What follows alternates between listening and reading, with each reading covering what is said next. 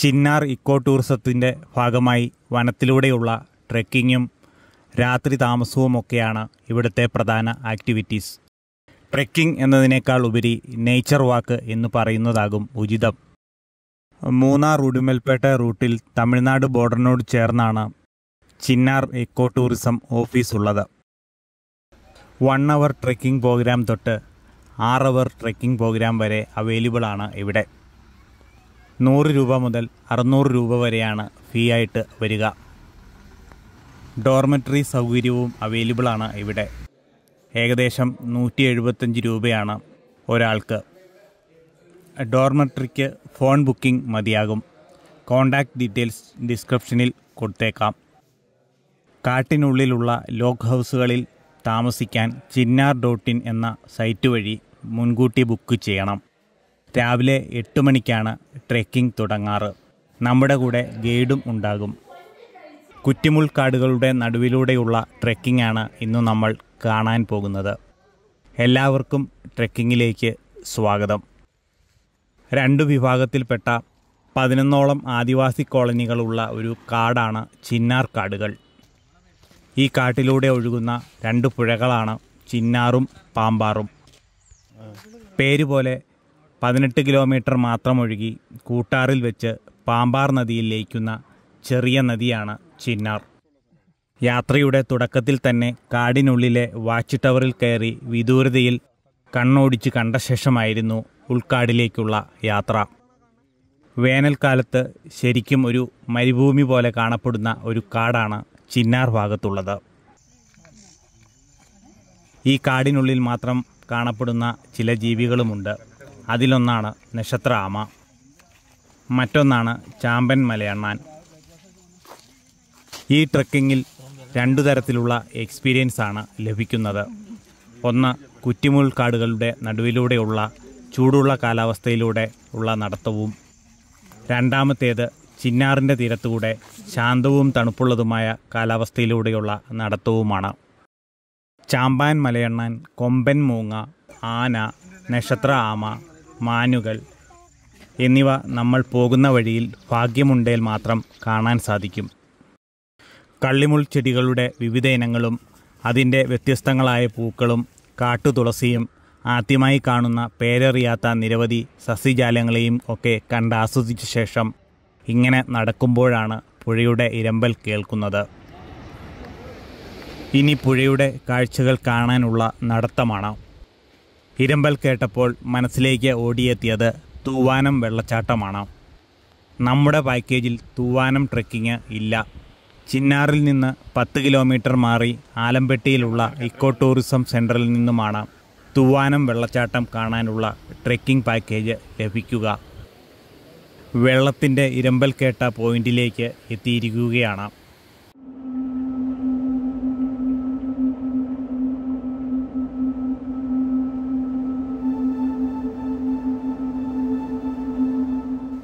ഇതാണ് പാമ്പാർ. മൂന്നാറിൽ നിന്നുമാണ് ഈ പുഴ ഒഴുകിയെത്തുന്നത്. ഇനി പുഴയുടെ തീരത്തുകൂടിയുള്ള യാത്രയാണ്. പുഴയുടെ അക്കരെ തമിഴ്നാട് ഏരിയയാണ്.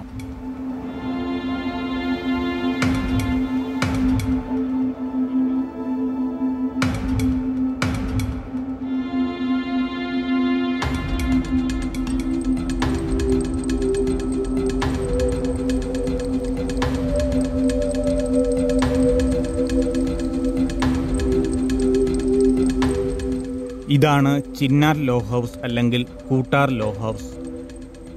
കാടിനു നടുവിൽ പുഴയോട് ചേർന്ന ആനകളൊക്കെ സ്ഥിരമായി വരുന്ന വഴിയിലുള്ള ഈ ഹൗസിൽ രാത്രി താമസിക്കാൻ ചിന്നാർ.in എന്ന സൈറ്റ് വഴി മുൻകൂട്ടി ബുക്ക് ചെയ്യണം.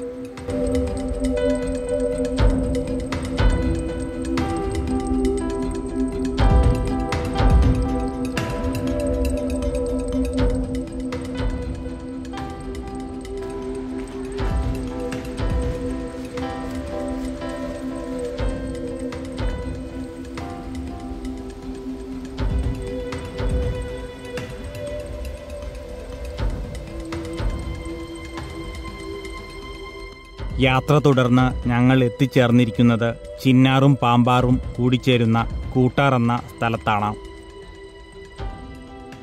രണ്ടാറുകൾ കൂടിച്ചേരുന്നത് കൊണ്ടാണോ ഇനി കൂട്ടാർ എന്ന പേര് വന്നത് എന്നതിനെക്കുറിച്ച് കൂടുതൽ അറിവില്ല. ഇടതു സൈഡിൽ കാണുന്നത് ചിന്നാറും മറ്റേത് പാമ്പാറുമാണ്. കൂടിച്ചേർന്ന ശേഷം അമരാവതി എന്ന പേരിലാണ് തുടർന്ന് ഒഴുകുന്നത്. അക്രമകാരികളായ മുതലകളുള്ള ഏരിയയാണ്. അതുകൊണ്ട് തന്നെ വെള്ളത്തിലിറങ്ങാനോ മുഖം കഴുകാനായി പോലും ശ്രമിക്കുകയോ ചെയ്യരുത്.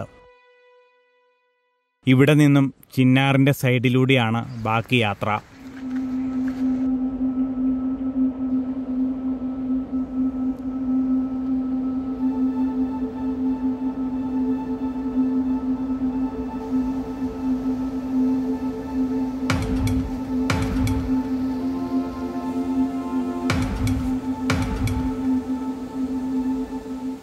പാമ്പാറ് പോലെയല്ല, വളരെ ശാന്തമായി ഒഴുകുന്ന പുഴയാണ് ചിന്നാർ.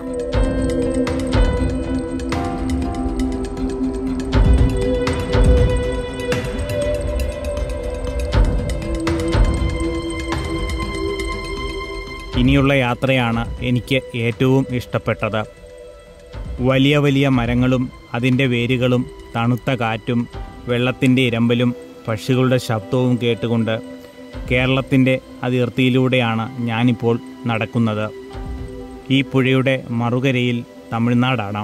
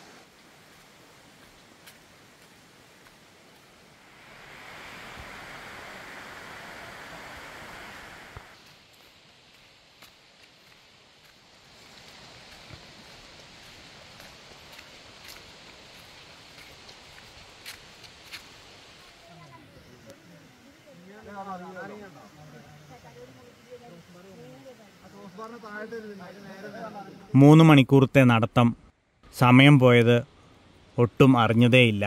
ഒട്ടും മടുപ്പ് തോന്നിക്കാത്ത യാത്രയായിരുന്നു.